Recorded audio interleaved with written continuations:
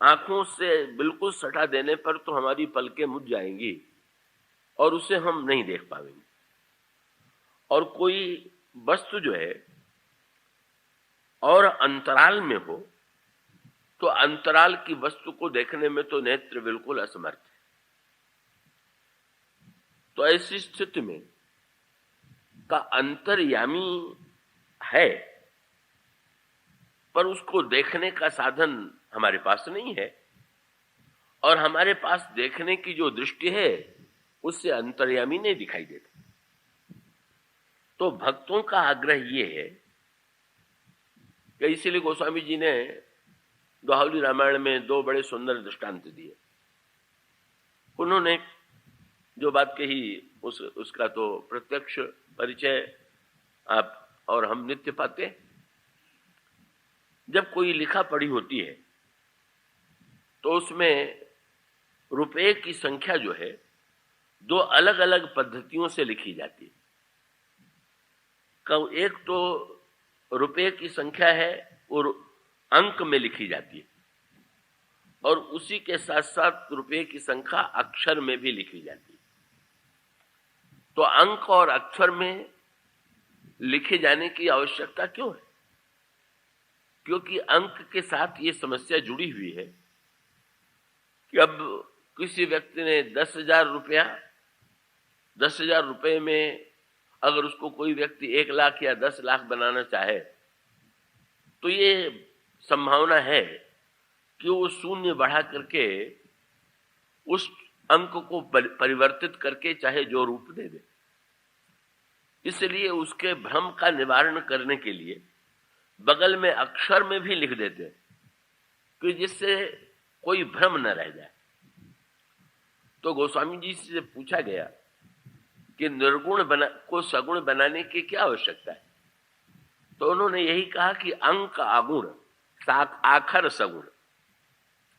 निर्गुण निराकार ब्रह्म जो है वो तो अक्षर है, और सगुण साकार जो है वही निर्गुण निराकार ब्रह्म जो है वो तो अंक है, और सगुण साकार जो है वही अक्षर है। और उसका अर्थ क्या कि ये सुन तो लिया कि अंतर्यामी है, निर्गुण निराकार है, अत्यंत निकट है, पर भ्रम नहीं मिटा। पर जब उसी निर्गुण को हम सचमुच सगुण बना करके अपनी आंखों से भी देख लेते हैं, अंतर्यामी को हम आंख से नहीं देख पा रहे, और जब निर्गुण सगुण होगा तब उसका परिणाम क्या होगा कि उसे हम जब आंखों से देख लेंगे तो हमारे अंतःकरण में अंतर्यामी है इसमें जो संदेह बना हुआ है उस सगुण साकार रूप में उसको देखने के पश्चात उसका निराकरण हो जाएगा। इसलिए आवश्यकता इस बात की है कि व्यक्ति जो है निर्गुण को सगुण बना करके अपने भ्रम का निराकरण कर ले। जो नेत्रों से अदृश्य है उससे ये प्रार्थना करे कि आप ऐसी कृपा कीजिए कि आप मेरे नेत्रों से भी दिखाई देने लगे। इसीलिए गोस्वामी जी ने दोहावली रामायण के दूसरे दोहे में कहा, उनसे पूछा गया कि आप निर्गुण निराकारवादी हैं कि सगुण साकारवादी हैं? तो उन्होंने कहा भाई हम तो वादी है ही नहीं, हम तो संवादी है। हाँ, ये जो है वादी का अर्थ होता है जिसके मन में किसी एक धारणा के प्रति पक्षपात होता है वो वादी। तो संवाद क्या है? बोले दो व्यक्तियों की धारणा में जो सामंजस्य है वो तो है संवाद, और अपनी अपनी धारणा में जो आग्रह है वो है वाद। तो वाद का परिणाम तो होता है विवाद। जब दो व्यक्ति अपने अपने वाद का पक्ष लेंगे तो दोनों में तर्क होगा और टकराहट होगी। फिर वो तर्क किस सीमा तक चला जाएगा इसे कुछ कोई नहीं कह सकता। तो ऐसी स्थिति में उन्होंने कहा कि मैं तो निर्गुण और सगुण जब दोनों ही ईश्वर के स्वरूप हैं तो मैं तो दोनों को स्वीकार करता हूं। को कुछ लोग आग्रह करते हैं ईश्वर सगुण है, निर्गुण कैसे होगा? और दूसरा पक्ष ये कहता है कि नहीं, ब्रह्म तो निर्गुण ही निराकार हो सकता है, सगुण साकार नहीं हो सकता। गोस्वामी जी ने कहा मैंने तो दोनों को 2 स्थान दे दिए। और 2 स्थान कौन से? उन्होंने कहा ये निर्गुण निर्गुण निराकार को हम न भी देना चाहें स्थान तो हृदय में वो बैठा हुआ ही है। तो मैंने स्वीकार कर लिया कि हाँ आप हृदय में विराजमान रहिए। तो फिर सगुण साकार को कहां रखा? उन्होंने कहा नैनन सगुण, हृदय में निर्गुण निराकार है और नेत्र में सगुण साकार है। तो बहुत बढ़िया बात हो गई। अगर भीतर देखने की क्षमता प्राप्त हो जाए तो अंतर्यामी को देखनी है, और अंतर्यामी जो है बाहर अगर आ सके और उसे हम अपने नेत्रों के द्वारा देख सकें तो हमारे नेत्र धन्य हो जाए। तो काकभूषुंडी जी का पक्ष यही था। काकभूषुंडी जी ने उनसे ये कहा कि देखिए, आप जो कह रहे हैं उसको सुन करके हम भले ही सत्य मान लें, पर मेरा आग्रह तो ये है कि आपकी बात मैं सुनूंगा, पर बाद में। कब? उन्होंने कहा भारी लोचन, पहले हमारी आंख की समस्या का समाधान कीजिए। इसका अभिप्राय है कि हम पहले ईश्वर का प्रत्यक्ष साक्षात्कार करें, कहिए हमारी इच्छा। तो भरी लोचन विलो की अवधेशा और तब सुनिहो निर्गुण उपदेश। का नेत्रों में पहले हम एक बार देख लें, और जब हमारे नेत्र उसको देख करके पूरी तरह से तृप्त हो जाएंगे, भरी, उसमें भी शब्द बता दिया, भरी लोचन, देखना ही नहीं है। जब हमारी आंखें उसको देख करके तृप्त हो जाएंगी तो उसको हम फिर अंतर्यामी के रूप में भीतर भी देखने की चेष्टा करेंगे, पर अभी नहीं। वहां विवाद हो गया। जब वे लोमस जी से ही आग्रह करते हैं तो विवाद हुआ। विवाद का परिणाम हुआ कि विवाद में उन्होंने शाप दे दिया कि मैं तुझे इतने तात्विक सत्य का उपदेश दे रहा हूं, तू जिस ब्रह्म को ढूंढ रहा है, कि जैसे अगर कोई समुद्र, कोई जल और जल में रहने वाले तरंग अगर समुद्र को ढूंढने की चेष्टा करे तो इससे बढ़कर के पागलपन क्या होगा? तरंग तो स्वयं समुद्र ही है, इसलिए तरंग को समुद्र ढूंढने की आवश्यकता नहीं। सोते तो ही ताही नहीं भेदा, बारी बीची इव गाम ही भेदा। पर वहां पर भी विचार करके देखें, शंकराचार्य जी का एक श्लोक इस संदर्भ में बड़ा मधुर है। उनसे कहा गया कि जब आप अभिन्न मानते हैं, शंकराचार्य जी महाराज तो वेदांत तत्व के प्रचारक हैं, और उनकी दृष्टि में जीव और ब्रह्म में अभिन्नता है, और जीव और ब्रह्म में जब अभिन्नता है तो ये देख करके आश्चर्य होता है कि न जाने कितने स्तोत्र ग्रंथ जो हैं वो भगवान शंकराचार्य के द्वारा लिखे गए। बहुत बड़ी संख्या में अलग अलग देवताओं के स्तोत्र के ग्रंथ आपको शंकराचार्य जी के बनाए हुए मिलेंगे। तो किसी ने, भगवान ने मुस्कुरा करके शंकराचार्य जी से पूछ दिया कि जब भेद ही नहीं है तो तुम स्तुति किसकी कर रहे हो? तो उन्होंने यही कहा, सत्य पे भेदा पग में नाथ तवाहम नमाम की नस्तम। प्रभु, भेद तो अभेद तो सत्य है, पर एक अंतर है। क्या? नाथ तवाहम, मैं आपका हूं, आप मेरे नहीं। उन्होंने दृष्टांत दिया समुद्र और तरंग का। बोले कोई व्यक्ति ये नहीं कहता है कि तरंग में समुद्र है, जो है वो यही कहता है कि समुद्र में तरंग है। तो तरंग के रूप में मैं अभिन्न भी हूं, तो वस्तुतः तरंग जो है वो समुद्र से व्यक्त होती है, इसलिए इतना भेद तो स्वीकार करना ही पड़ेगा, और इस भेद को स्वीकार करके ही मैं स्तुति करता हूं। लोमस जी महान वेदांती, और महान वेदांती लोमस जी ने यही कहा कि जैसे तरंग को समुद्र ढूंढना नहीं है, इसी प्रकार से तुम्हें ब्रह्म को ढूंढना नहीं। उन्होंने कहा नहीं महाराज, वेदांत का अभिप्राय है भिन्न को अभिन्न। मैं आशा करता हूं इन सूत्रों को आप ध्यान से सुन रहे होंगे। वेदांत का सूत्र यह है कि भिन्न को, जो भिन्न दिखाई दे रहा है, उसके अंतराल में जो अभिन्नता है उसे देखिए। जीव और ब्रह्म जो है वो भिन्न दिखाई दे रहे हैं, वेदांत कहता है नहीं नहीं, इस भिन्नता के पीछे जो अभिन्नता है उसे देखिए। और भक्त कहता है कि देखने वाला और दिखाई देने वाला बिना भिन्न बने बनेगा नहीं, इसलिए अभिन्न को भी जरा भिन्न बना के तब आनंद लीजिए। इसलिए श्री सीता जी और श्री राम के विषय में गोस्वामी जी से पूछा गया कि श्री सीता जी और श्री राम अभिन्न है कि भिन्न है?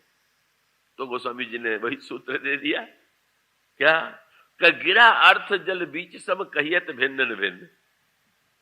भाई भिन्न भी कहने के लिए भिन्न भी है और भिन्न भी नहीं।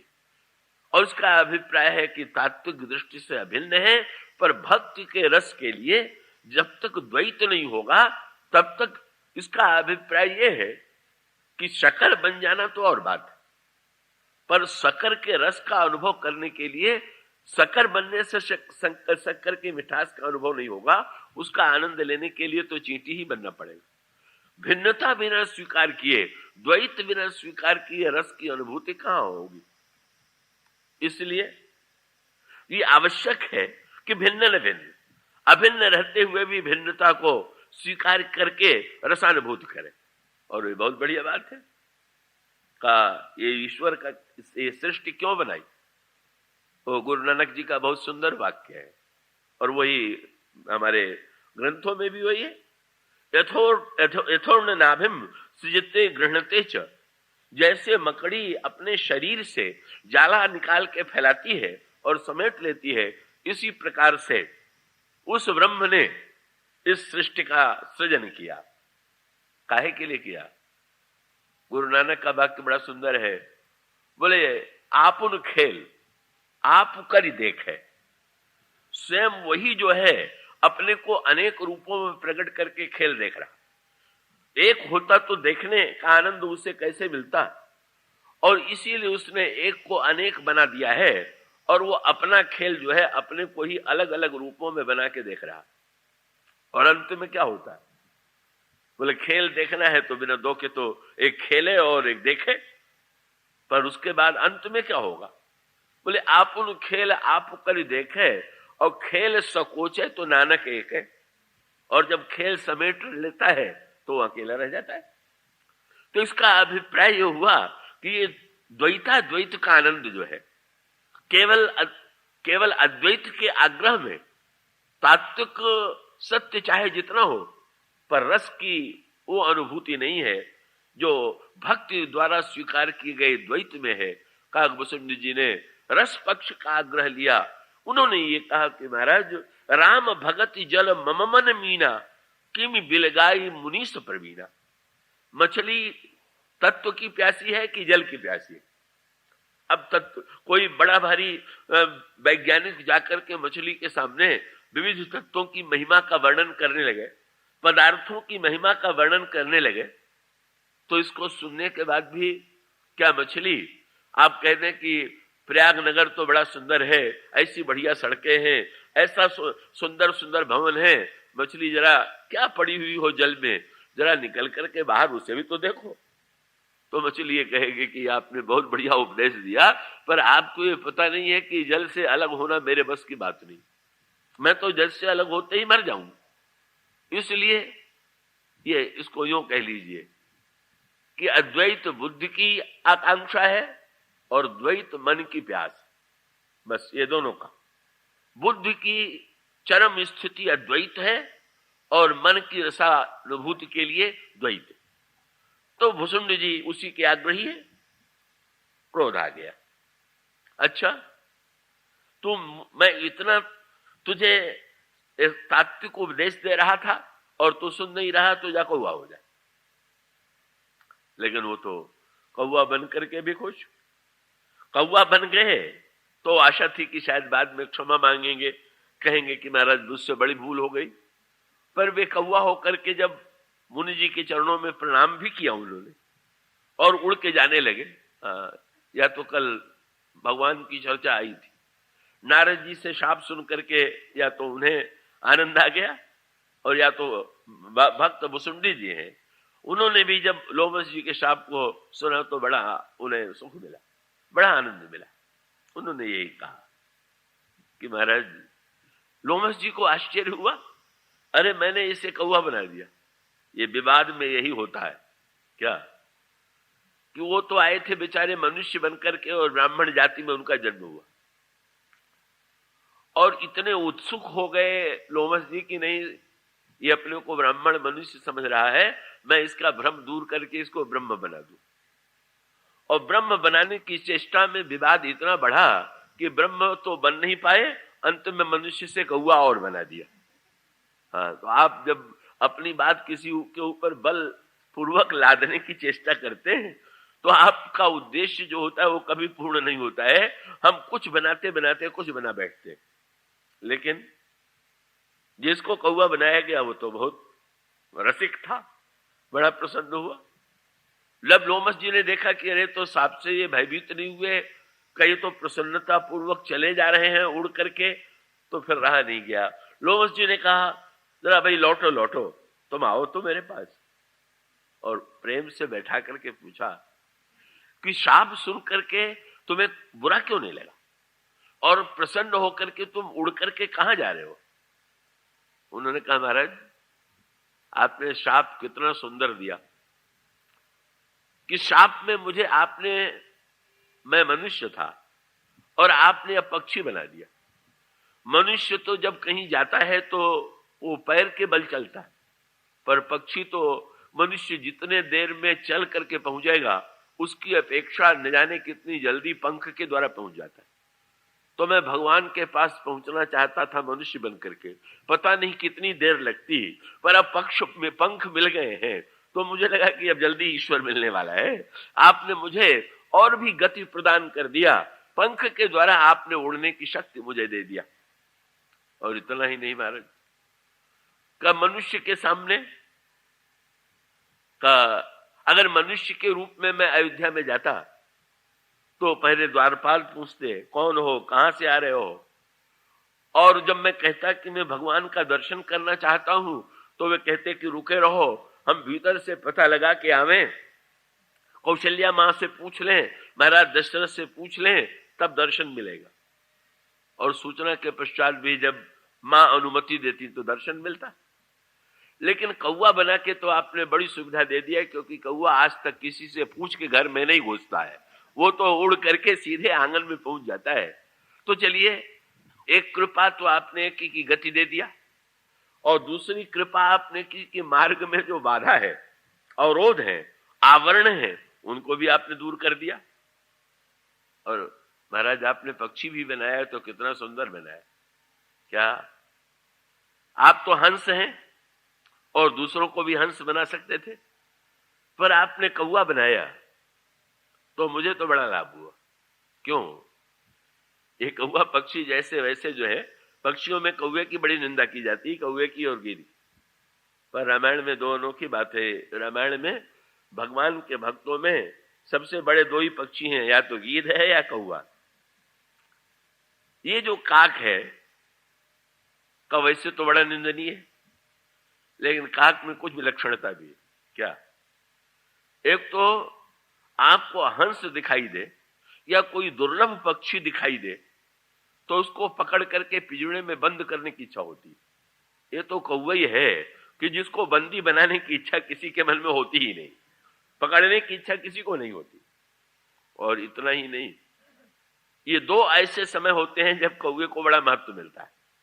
एक तो श्राद्ध पक्ष में का जब श्राद्ध किया जाता है तो श्राद्ध पक्ष में का सबसे पहले कौवे और कौवे की खोज की जाती है कि पहले उसके लिए ग्रास निकाल दिया जाए, बड़ा महत्व।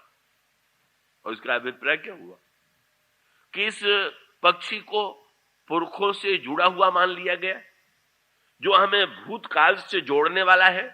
श्राद्ध जो है, जो बीत गया है, जो पितर हमारे समक्ष नहीं है, हम ये जब दे करके उसको अनुभव करते हैं कि ये पितरों की तृप्ति का कारण बनेगा, तो ये तो बड़ा विलक्षण पक्षी। और दूसरी विलक्षणता कौवे की तब है, मैं नहीं जानता कि नगरों के लोग इस धारणा में विश्वास करते हैं कि नहीं करते हैं, यहां भी हर तरह के लोग होंगे, पर गांव में तो मैंने देखा है जब आंगन में पक्षी आकर के मुड़ेर पर बैठ करके या खपरेल पर बैठ करके बोलने लगता था। तो मैंने अपनी माँ के मुंह से भी सुना, वो तुरंत कहती थी कि कोई मेहमान आने वाला है, कोई अतिथि आने वाला है। तो परिणाम ये होता है कि उस समय कौवे को देख करके बड़ी प्रसन्नता होती है कि अतिथि आने वाला है। तो काकभूषण जी ने कहा, महाराज पक्षी भी इतना बढ़िया मुझे आपने बनाया कि लोगों को मुझे देख करके जैसे संसार के संबंधियों की याद आती है कि वो आने वाले, तो मुझ कौवे को देख करके अगर किसी को ये याद आ जाए कि सबसे बड़े संबंधी ईश्वर क्या आने वाला है, तो इससे बढ़ करके तो मेरे जीवन की कोई सार्थकता नहीं होगी। और सचमुच सब भूषुंड जी के जीवन में ऐसा अवसर आया। 14 वर्ष भगवान राम वन में रह चुके, प्रभु के लौटने का कोई समाचार आया नहीं है। कौशल्या अम्बा व्याकुल है। कौशल्या अम्बा व्याकुल है तो अचानक देखती हैं कौवा आकर के बैठ गया, और कौवा बोलने लगा। ये कोई साधारण कौवा तो नहीं था, ये तो भुसुंडी जी ही। ये सोच करके कि माँ बड़ी व्याकुल हो रही हैं, उनकी व्याकुलता को कैसे दूर करें, आकर के मुड़ेर पर बैठ गए। और जब बोलने लगे तो माँ इतनी प्रसन्न हुई कि उनकी दृष्टि से सबसे हट करके कौवे पर केंद्रित हो गई। और उन्होंने कौवे से पूछा, कब बैठी सगुन मनावती माता, कब आई हैं मेरे बाल कुशल घर, कहू काग फुर बाता। किसी ज्योतिषी से न पूछ करके आज तो भुसुंड जी से पूछ रही है कि कौवे सत्य सत्य बताओ कि मेरे बालक कब आवी। और लोभ भी देती हैं, दूध भात की दोनी दही हो और सोने चोंच मढ़ई हो। तुम्हें मैं दूध भात खाने के लिए दूंगी और तुम्हारे चोंच को सोने से मढ़वा दूंगी। भुसुंड जी ने मुस्कुरा के सोचा, बस मेरी चोंच को सोने से न मढ़वा करके और दूध भात की दोनी के स्थान पर मैं तो पुराना प्रेमी हूं, कहेगा। वो तो भगवान के जूठन के पुराने प्रेमी। उनका अभिप्राय था कि अगर दोनी भी देना है तो तब दीजिएगा जब आपके पुत्र आ जाएं और वो भोजन कर लें, तब उनकी प्रसादी के रूप में जो बचे तब मुझे मिले, तो इससे बढ़कर के मेरी सार्थकता क्या होगी। मानो भुसुंडी जी के जीवन में ऐसी दिव्य आनंद की अनुभूति, रस की अनुभूति होती है कि कौवा बन करके उनको रंच मात्र दुख नहीं हुआ और आनंद लेने लगे। पूछा गरुड़ जी ने कि आप कितने समय से यहां रहते हैं? तो उन्होंने कहा, यहां बस तो मोहि सुनु खग ईसा, बीते कल्प 7 और 20, 27 कल्प से मैं यहां रहता हूं। कैसी विचित्र बात। भगवान की आयु बड़ी कि भक्त की आयु बड़ी? का भगवान तो अनादि अनंत है, लेकिन जब अवतार लेते हैं तो भगवान राम 13,000 वर्ष तक इस संसार में रहे, और भुसुंडी जी ने जन्म लिया तो 28 कल्प तक, जब गरुड़ जी मिले तो 28 कल्प व्यतीत हो चुके थे। उनसे पूछा कि महाराज क्या आप ये चाहते हैं कि आप जीवित रहें? बहुत सुंदर उत्तर उन्होंने दिया। उन्होंने कहा, बात यह है कि मैं जानता हूं कि भगवान प्रत्येक कल्प में अवतार लेते, तो एक कल्प की लीला का आनंद लेने के बाद मैं प्रतीक्षा करता रहता हूं कि फिर से अगले कल्प में फिर से उनकी लीला का दर्शन करूं। और इस तरह से निरंतर उनकी प्रतीक्षा करते हुए मैंने अपनी आंखों के सामने 28 बार भगवान राम का अवतार होते देखा। क्योंकि रामायण की मान्यता यह है कि ईश्वर जो अवतार लेता है वो प्रत्येक कल्प में लेता है। कल्प कल्प प्रति प्रभु अवतरें और चारु चरित नाना विधि करें। एक कल्प में, प्रत्येक कल्प में भगवान का अवतार होता है। आप लोग इसे सुन के घबरा न जाइएगा कि अगर एक कल्प में अवतार होता है और हो चुका है तो अब होने वाला नहीं है। कल्प भी 2 प्रकार का, एक बाहर वाला कल्प, एक भीतर वाला कल्प। बाहर का कल्प तो पंचांग के द्वारा, ज्योतिष के द्वारा उसकी गणना की जाती है कि चारों युग इतने बार बीते और ऐसा ऐसा हो तो इतने वर्षों में ब्रह्मा की आयु जो है वो एक कल्प के बराबर है। पर कोई चाहे तो एक क्षण को कल्प बना सकता। हाँ, ये भी रामायण में कला बताई गई। हनुमान जी से भगवान राम, हनुमान जी ने प्रभु को उलाहना दिया, सीता जी बड़े संकट में है, विलंब मत कीजिए। अरे भगवान ने कहा 10 महीने ही तो अभी दूर रही है, इतने 10 महीने में तुम इतने घबरा गए? हनुमान जी ने कहा महाराज आपका गणित बिल्कुल ठीक नहीं, आप तो अपने सिद्धांत को बदले दे रहे हैं, आपका तो नियम झूठा हो जा रहा। मैं चाहता हूं कि आप जल्दी कीजिए, 10 महीने से नहीं है। हनुमान किसी से भी पूछ लो, 10 महीने से सीता जी का हरण हुआ? हनुमान जी ने कहा ये तो प्रभु आपकी घड़ी में, पर वहां क्या हो रहा है? बोले निमिष निमिष करुणा निधि जाहि कल्पसम बीत। वे तो इतनी व्याकुल है कि एक एक निमेष कल्प के समान व्यतीत हो रहा है, और प्रत्येक कल्प में अवतार लेते हैं तो आपको तो न जाने कब वहां पहुंच जाना चाहिए था, आपने विलंब कर दिया, इसीलिए तो मैं उलाहना दे रहा हूं। निमिष निमिष करुणा निधि जाहि कल्पसम बीत। और इसका तात्विक अभिप्राय यह है कि जब हमारे अंतःकरण में तीव्रतम व्याकुलता होती है, और वो व्याकुलता इतनी अधिक तीव्र हो कि बस वो इस घड़ी, ये जो मन की घड़ी है उसमें तो कितना अंतर आ जाता है। क्या कथा नित्य 1 घंटे 1.25 घंटा होती है, पर आप लोगों में से अनेक श्रोता ऐसे होंगे, मैं नहीं जानता कितने ऐसे हैं, कि किसी दिन तो लगता होगा कि कथा आज 10 मिनट में ही समाप्त हो गई, और किसी दिन न समझ में आवे तो लगता है कि आज 2-4 घंटे कथा हो रही है क्या, कब से कथा हो रही। तो इसका अभिप्राय यह है कि व्यक्ति की जो अपने मन की घड़ी है, मन की अनुभूति है, वो बड़े विचित्र प्रकार की। तो कल्प का अभिप्राय है जब उत्कंठा हो, जब व्याकुलता हो, वो भी कल्प ठीक, एक कल्प में एक बार अवतार लेते हैं और आपकी व्याकुलता इतनी बढ़ जाए। तो वहां पर गोस्वामी जी ने भी कहा भगवान राम ने धनुष यज्ञ में धनुष कब तोड़ा, कितने देर में तोड़ा, सबको देखा पर धनुष तोड़ने की जल्दी नहीं हुई। अब कठिनाई ये है कि हम लोगों की घड़ी और ईश्वर की घड़ी में इतना अंतर है कि हम लोगों को जो बहुत लगता है वो उनको कम लगता है। अब वो जो मापदंड बताया गया है वो तो बड़ा अनोखा है। हम लोगों का दिन 24 घंटे, दिन और रात 24 घंटे का है। देवताओं पितरों का दिन जो है वो 6 महीने का दिन और 6 महीने की रात है। और ब्रह्मा, बोले ब्रह्मा का तो चारों युग जब 1000 बार व्यतीत हो जाए तो 1 घंटा होता है।